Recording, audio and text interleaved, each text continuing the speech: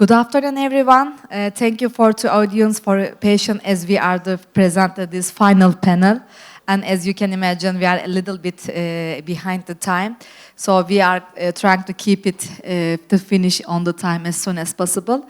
It's an honor to welcome you to this panel discussion on the role of education in sustainable education at the World Education Congress 2024 in here, Mumbai. My name is Gözde Okal, and I am delighted to be your moderator for this session. Today's discussion will explore how educational technology can contribute to the development in sustainable education system. We will examine the various aspects such as role of education in sustainable education, the latest technological skills, and the long-term educational outcomes. We will begin with, I will start with the brief introduction of our estimated panelists, followed by an initial round of questions, and I will pose each of them. Afterward, if we have enough time, maybe we will open a open floor for the questions from the audience. We are aim to make this session for interactive, to engaging as soon as possible. So please feel free to participate actively. Let us begin to introducing our panelists. First of all, Dr. Saroja Asthana. She is the founder director of Musli Institution for the Business Management, a B School of High Repute in Pune. Dr. Asthana is a contributor to the Nobel Prize 27 to EPCC, PhD from the ITT Kronberg, and a former scientist as a National Chemical Laboratory, an ardent researcher and academician. Dr. Asthana's area of research is the climate change and sustainable based on the technology. So, my question is first, what is role of technology in higher educational institution? Thanks for asking this very important question. Actually, this higher education institutions, always technology based, since long time. It's not a recent phenomenon. We were always using technology. But the difference after COVID-19 that we realized, it's now managed by technology rather than individuals. So like, I just give one example, ERP, Enterprise Resource Planning Softwares. We always thought that these ERP things are primarily for industry and not for academia. But now we learn that ERP is very useful for academic institutions, and we have adopted it right since admission of this student. I represent business school, so of course our criteria is CAT, MAT score and all that. So after the admission, we give login password to student. Now we have lot of electives. So what that student select, everything is recorded in ERP. And lot of time is saved of professors who are earlier doing it using Excels. We were not doing it manually, obviously, but now with the incept of these kind of technologies, we are saving lot of time and resources. But coming to technology, okay, and sustainable education, I think it's not only for management side, but also for teaching learning, which is adaptive learning, virtual reality learning, and coding STEM, which is science, technology, engineering, and mathematics. So all these technologies are adopted in higher education. Thank you. Thank you, Dr. Asthana, for your valuable insight. So, I'm going to introduce Ms. Payal Rajpal, the Director of Robotics India, is dedicated to revisualizing STEM education throughout the initiative Future Skills and initiates the championship. Under her leadership, Robotics India has educated 1.5 million government schools, students from the unprivileged communities across the nation, inspiring and empowering the next generation of technologies with a goal of bridging the education to employment gap. What a huge number, by the way, 1.5 million students. Whoa. So, my question is, given Robotics India's reach in education of 1.5 million students from underprivileged communities, how do you see the role of educational technology evolving to ensure sustainable education for all? And what strategies has Robotics India implemented to address these challenges? Good evening, everyone. Thank you for your question, Ozak. I'm going to make this real quick because we're running out of time, and I would like to narrate a story here. All the experts before us have stated wonderful examples of, the SOPs and SOWs and kind of technologies that have been used. Robotics International has its presence in about 40 plus countries, and when we launched India almost a decade ago in a form of a championship, there were about 5,000 plus children from private schools and colleges, and one child who looked a little different saw me speak at the podium, so came up to me and he said, मैं हिंदी में बात करूँगा तो मुझे presentation करने नहीं मिलेगा, which means that if I speak in Hindi, will I not be able to present my project in front of the audience? And my instant reaction was I hugged the boy and I said, of course not. He was a boy of a house help who used a hand-me-down robot and a handheld device, self-taught himself at the age of 9 via YouTube videos how to program the robot to make a seed sowing machine because his father was a poor farmer and did not have money to buy cattle. That child went on to present not only and win national podium position, but also the Asia Championship where everyone spoke in Mandarin, had a translator, and we let the child speak in Hindi, gave him a translator, and he won the podium position amongst 100 plus countries, 10,000 participants, and put India on the podium spot. Thank you. So to put this into a box, how we did it back then, we started with a championship and we said that, if we have to bridge this prevailing employment education gap, we must also look at the children or the schools, which are government schools from the low strata communities who have less privilege and do not have access to these technologies which are not affordable. What did we do?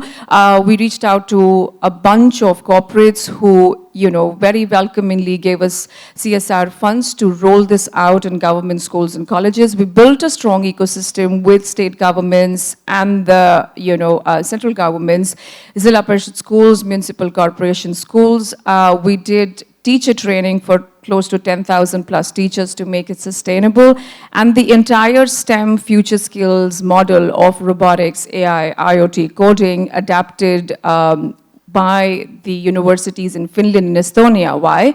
Because a 4-year-old can code and a 6-year-old can build a robot. And Estonia is a country with only 1.2 million population, but has the largest number of unicorns per capita in the world. And therefore, we adopted the best practice sharing technology. So this is all that we did to date to arrive at the 1.5 million children pan-India that we are at. So yes. It sounds amazing. Thank you for your valuable contribution. Okay, let's move on to the Mr. Rajdeep. Rajdeep Pundur is the head of international business growth revenue at Quizzes, a leading the teaching platform with over 75 million active users. With 6 years of experience in the entrepreneurship and in the educational technology, Rajdeep excels in building a scaling organization. At Quizzes, he focuses on empowering the educators with innovative tools to enhance teaching and personalized learning. Rajdeep is passionate about leveraging technology to create sustainable and inclusive education system. It sounds amazing again. So, my question is here. How does Quizzes contribute to sustainable education, and what impact have you seen in terms of the student engagement and learning outcomes? Hello. Thanks for the question. Just to start, I'm not sure how many of you have heard about Quizzes in the past? I am actively using. Great. So we have users here out of those 70 million active users. So we are a learning platform. I would not want to associate myself as edtech because I saw some bit of negativity around it. So we are a learning platform that helps teachers to create differentiated, engaged, gamified, formative assessment, right? And I would want to deep dive into some of these terms that I've just used because they are not just here to be used, but also to be implemented, and that's where our impact sort of comes into play. So we started at quizzes looking at different problem statement, and the first problem that we realized, and I think which Mr. Siddharth also spoke about, is attention span. So if you look at it, students in general, or even we in general, have roughly about 10 to 15 minutes of attention span, and hence we figured out how do we solve this problem. At quizzes, we have roughly about 200 million quiz which are already present on our platform. Teachers just have to go there, figure out a subject, topic, grade, and voila, you have the quiz ready to be given to the teacher. If not that, now with the AI, you could just take the image of a sheet, any workshop, you could put a website URL, and it will create a quiz for you within seconds, right? But the real magic is after this, right? When you assign this to the student, you don't just give them as a quiz. You literally play with these, right? So there are different modes. For example, let's talk about one specific mode that I want to talk about, which is mastery mode, right? So we don't say that we are just doing it fun and engagement part, but at the same point of time, we want to keep learning as a core objective as well. So here, as an educator, you could decide that I want this child to have 80% accuracy level. This game will continue to happen in the form of quiz until that child attains the accuracy of 80%, right? But why is child playing it? Child is playing it because there is a gamified version. So there are power-ups, there are memes, there are other kind of sources which the child is getting, which keeps them engaged and motivated enough to play these games, right? And the last year impact study that we did showed 85% teachers stated that they saw there is more attention now by the students and they are interested in playing these games. And via these games, they're obviously learning as well.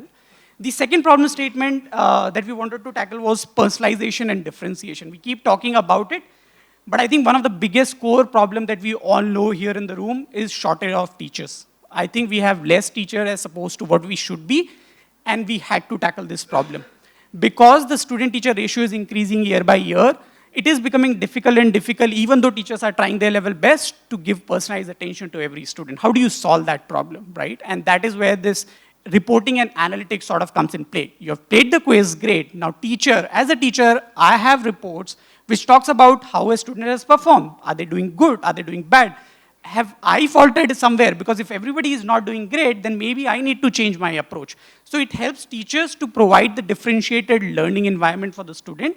At the same point of time, on the student end, the student is also having this analytics report, and voila, again, because of AI, they can also figure out the answer explanation for the question that they have not. Right? So this way, we are trying to solve the personalization and differentiation problem, which we feel will finally help in terms of making sure the education is sustainable enough.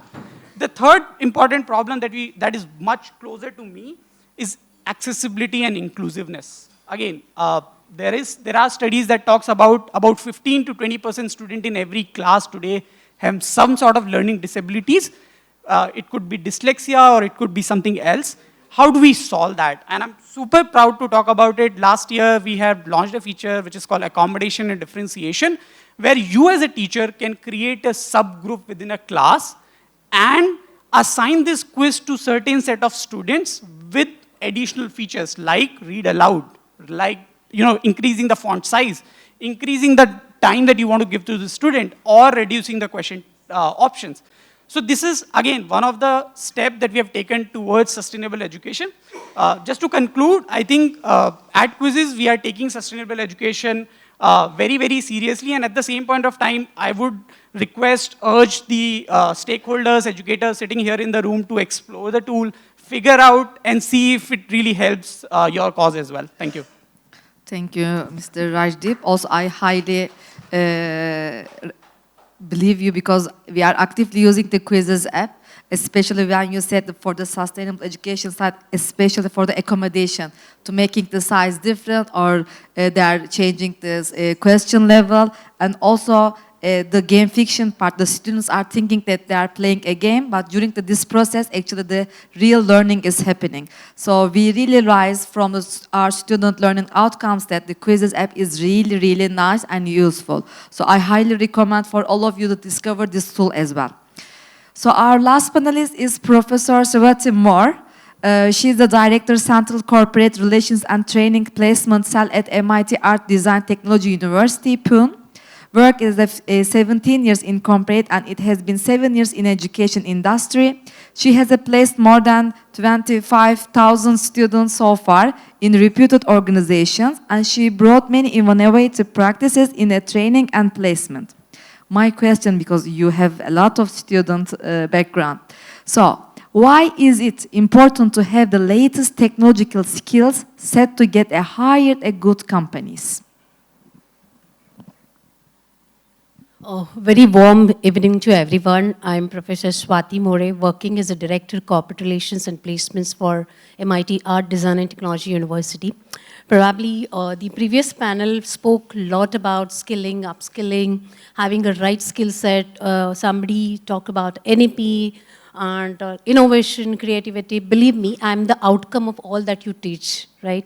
Till the time the students don't get placement in a good reputed companies, what has been taught, the degree at times becomes irrelevant if they don't get placed, right? So parents have a lot of expectations. Students nowadays, they become more knowledgeable because of all thanks to the technology.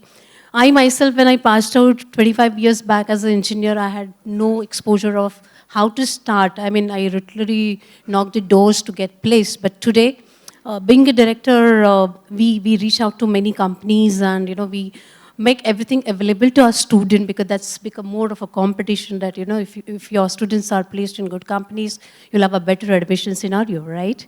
So being from the corporate side, I spent 17 years in corporate, and now I'm at the education side. I understand both sides very well. I'm an electronics and telecommunication engineer, and many a times when the ENTC student asks me a question, can you get me a core job? So I very blankly tell them, any IT company is a core company for you, because they are into chip design, they are into mobile networks, they are into telecommunication, and it's just the lack of awareness and having the right skill set. So it's very important, especially all of us have gone through the COVID scenario, and we have seen a lot of difficult times. And during COVID, the hiring was maximum in the IT industry, right? And when I did a research about what exactly the industry is looking at, they were just looking at this, problem-solving ability of a student. That was the most looked after skill, and plus the ability of a student to adapt with the latest technology, right? We have heard the words since morning about blockchain, cybersecurity, cloud computing. These are the buzzwords. The most recent buzzword is the generative AI. Are the students skilled about this technology? So for every organization, every institute, it is very, very important about, giving the exposure to the student about the latest technology, and the best way to have those knowledge, because we have been seeing that, there is a gap between what has been taught and what has been expected by the industry. We cannot feel that immediately. We do have certain restrictions in terms of, skilling student on that particular technology. But if we have a wonderful industry collaboration wherein the industry people coming and, kind of doing a contribution, or they adopting some batches of our student, and then they make them employable for their particular organization, or maybe through to some other organization as well. And that model has been working for us as a university. He was talking about gamified assessment, right? Nowadays, each and every industry, the first round is assessment, which is aptitude. And if the student does not clear that aptitude, which is 90% based on the gamified platform, correct me if I'm wrong, right? And I have seen students, they are not able to attempt or clear that aptitude assessment. It is a basic math which is taught in 7th standard, and they are not able to clear those assessments. So it's very important for all as all of us are being an educationist, we have to focus more on the basic fundamentals, teaching them, giving them an overview of a latest technology, so that they become employable rather than just having a degree holder. That's my view. Thank you very much. Thank you, Ms. Swati, for your valuable contribution. As you said, problem-solving skills are very essential, and also in previous panels, they were talking about the critical thinking. As you know, these are the 21st century skills, so we have to make sure that our students are getting this, not only the knowledge, they need to be a thinker, they need to be a researcher, that they can apply those skills to real life to become more successful and then to find the better jobs for their future. So we have had an enriching discussion on the role of the educational in sustainable education today. Our panelists have shared their valuable insight on how technology can transform educational practices and promote the sustainable development. I guess we don't have enough time for the Q&A session, but if you do have any questions, you can ask after our panel time. You can find us from anywhere. So I would like to thank you, our distinguished panelists, for their contributions, for also the World Education Congress to making this panel and to reaching you. Thank you so much. See you in the next ever session.